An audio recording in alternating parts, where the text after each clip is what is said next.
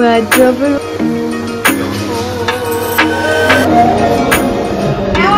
কোথায়? এটা কি বসে আছে? ওয়ার্ড্রবের উপরে কি বসে আছে? গপু দাদাও বসে আছে, রুছাও বসে আছে। গপু দাদা বসে আছে, রুছাও বসে আছে। সকালে উঠেই দেখছি এরকম একটু মেঘলা মেঘলা ওয়েদার, হালকা রোদ দিচ্ছে আবার ডুবে যাচ্ছে, আর এই যে হাওয়া দিচ্ছে। ওহ, এত ভালো দেখে লাগছে না আমার। আর দেখুন এসি থেকে কত জল বেরিয়েছে, এক বালতি হয়ে গেছে। আর এই যে কন্যা আজকে তাড়াতাড়ি উঠে গেছে, আর দিদি ওইদিকে কাজে চলে এসেছে। সো আমি এখানে বসিয়ে রেখে আমি এখানে বিছানাটা ঝেড়ে নিলাম। আর ওর খুব মজা এখানে বসে। মা পড়ে গেলে ভেঙে যাবে, হাত দেবে না, এগুলোতে হাত দেবে না বাবা, পড়ে যাবে। কি ভালো লাগছে। আজকে তো এমনিতেই বলেছে ঝড় জল হবে, আর আজকে হওয়ার সম্ভাবনা আছে, দেখা যাক, আগের থেকে বলবো না।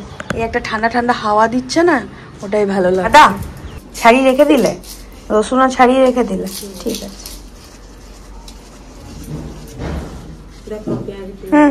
যেমন পেঁয়াজি হয় একটু ঝিরি ঝিরি করে কাটবো। না না, হাত কেটো না, সব করবে, হাতটি কেটো না বাবা। কই দেখি, ব্যাস ব্যাস ব্যাস, দেখো আমাকে, একদম একদম ঠিক আছে। হ্যাঁ এসো মাম্মা, এবারে নামো নামো, চলো এসো এসো। ওটা নম নম, ওটাও নম নম, চলে এসো। হ্যাঁ থাক, ওখানে থাক। Good morning everyone, welcome back to my new blog Riya আশিয়ানায়। আপনাদের সবাইকে অনেক অনেক ওয়েলকাম। আর চাতক পাখির মতো আমার মতো আশা করি আপনারা সবাই যে যেখানেই আছেন এই গরম থেকে বাঁচবার জন্য বৃষ্টি চাইছেন।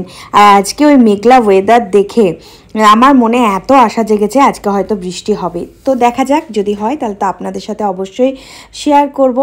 আর আপনাদের অন্যান্য দিকে শুনলাম বৃষ্টি হচ্ছে। তুমি খাবে? এটা খাবে? কোনটা খাবে? এটা খাবে? ফুদি দাও একটু, কেমন করে ফুদা একটু দেখিয়ে দাও তো, করো, ফুদাও ফুদাও। একটু পকোড়া দিয়েছি ওকে আমি, ফুদাও, ফুদি দেখাও। ও ভাইও, ভাইও ভাইও খেতে, ভাইও একবার করে করে আসে কিচেনে, মাম্মা কই মাম্মা।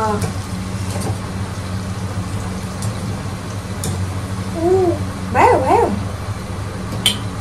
চলো বসে বসে খেতে হয়, বসে বসে যাও, বসে বসে খাবে, যাও যাও, বসে বসে খেতে হয়। পাপাকে দেখা, ভাবলাম বৃষ্টি হবে, বরঞ্চ আরো রোদ উঠে গেল, প্লাস আরো গরম দিচ্ছে, প্রচুর গরম, প্রচুর, বাপরে বাপরে। আমার প্রত্যেকবার গ্রীষ্মকাল আসে আর এই যে হাতের মধ্যে দেখতে পাচ্ছেন, এই যে হাতের মধ্যে পুরো একদম বিজি বিজি বিজি বিজি করে হয়ে যায়।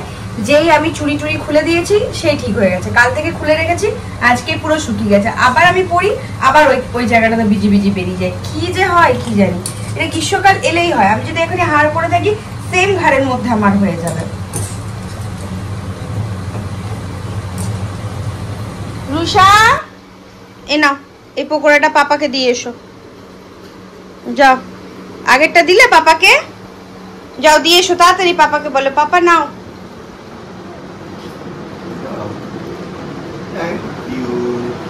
আমরা বর্তমানে দুর্গাপুরে থাকলেও আমরা কিন্তু বাঁকুড়াবাসী, আর বাঁকুড়াবাসীর বিখ্যাত খাবার কিন্তু মুড়ি, মুড়ির সাথে চপ, বেগুনি, পেঁয়াজি, এগুলো তো দারুণ লাগে। তো আজকে বাড়িতে বানিয়ে নিলাম একটু মুচমুচে পেঁয়াজি। এখন কি ভালো লাগে জানেন তো, ঘরে একটু বেগুনি পেঁয়াজি করলে, মানে দোকানের যেরকম টেস্ট আসে, জানি না এই ইদানিং 2-3 দিন আমি বাড়িতে করছি ওই রকমই টেস্ট পাচ্ছি। তার সাথে চা করে নিচ্ছি, আজকে সকালে আর চা করিনি, তো ভাবলাম একটু চায়ের সাথে যখন মুড়িটা খাবো তখনই করব। আর এখন তো রুষাকে স্নান করিয়ে দিয়েছি, আর রুষাকে এখন স্নান করিয়ে রেডি করানো মানে জাস্ট রীতিমতো যুদ্ধ চলে। এখন তো পা বেরিয়ে গেছে, এক জায়গায় তো বসে না, একবার জামা পরবে চলে যাবে, একবার পাউডার লাগাবে চলে যাবে, দৌড়ে দৌড়ে নিয়ে এসে ওকে সব করাতে হয়। আর এই তো রুষার এখন লাঞ্চ রেডি। কালকের একটুখানি মাংসর ঝোল ছিল, আর আজকে ডাল আর আলু সেদ্ধ করে দিয়েছি, তো সেগুলো সব কিছু মেখে চেখে দিয়েছি। ওনার মাংস আর মাছ থাকলে খুব খুশি মনে।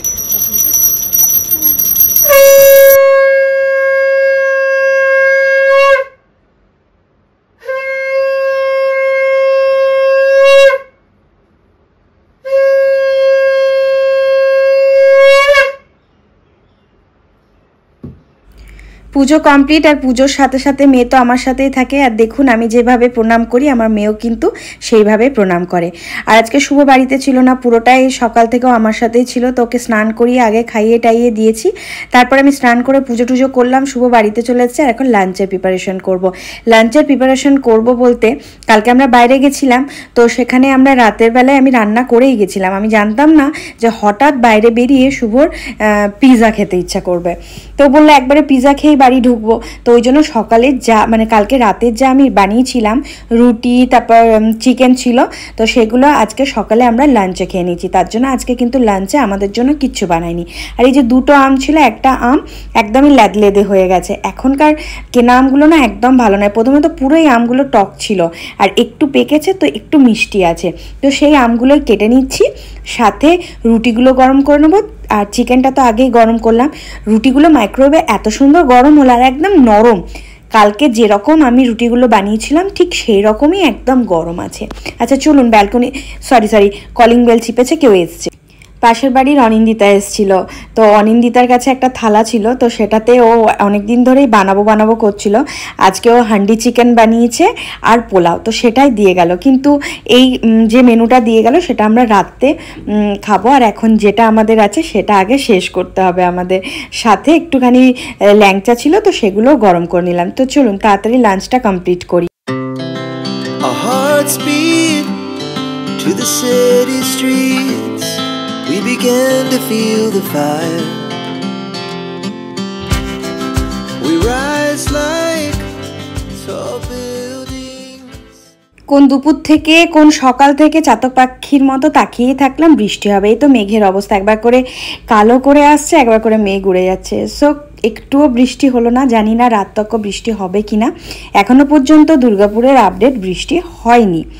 আর এখন বেজে গেছে প্রায় 5:40, আর এখন আমি রুটি বানাতে বসেছি।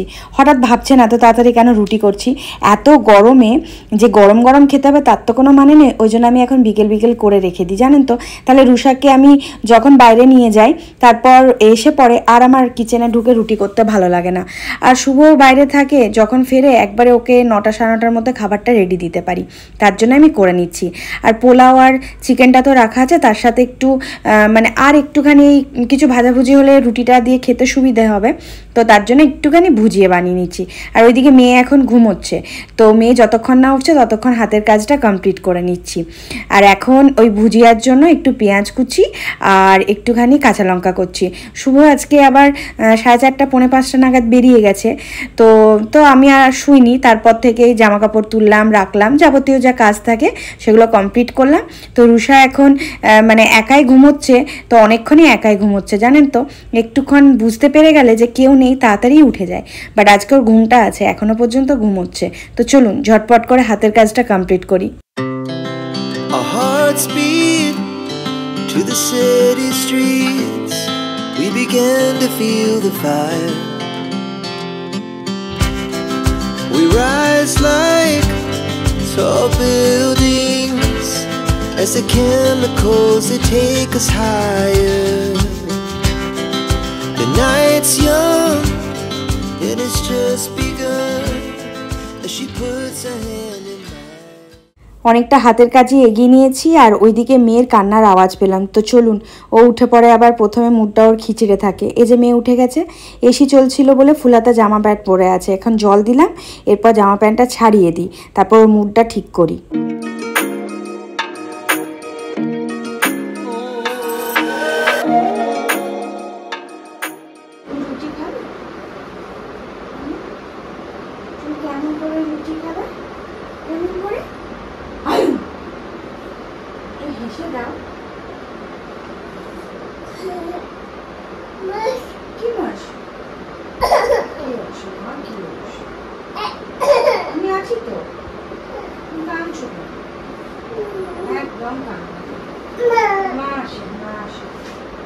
মেয়েকে একদম ফ্রেশ করিয়ে দিয়েছি, মুড ঠিক করে দিয়েছি, আর এখনও খেলছে।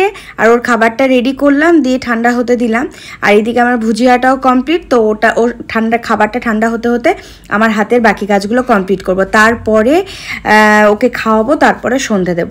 তো দেখুন এখন যে বাসনগুলো ছিল আজকে না দুপুরবেলাতে তোলা হয়নি, তো একবারে আমি ঝুড়িটা নিয়ে রেখে দিয়েছিলাম, যে যখনও কিচেনে আনা থাকলে কি যখনও খাতে টাইম থাকলে ফটফট করে আমি তুলে রেখে দিই।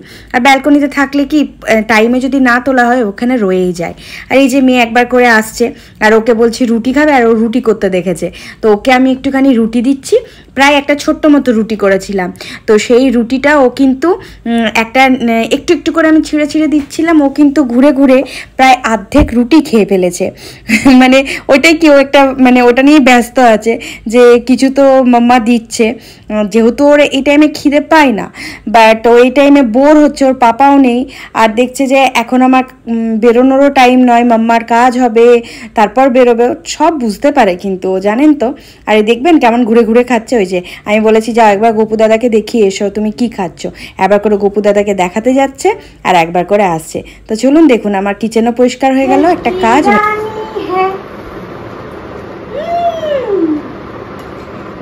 তুই তো রুষা খেলতে যাবে, ঠিক আছে মাম্মা, কোথায় খেলতে যাবে আগে বলে দাও, কোথায় যাবে খেলতে? হ্যাঁ, ওখানে আমরা খেলতে যাব।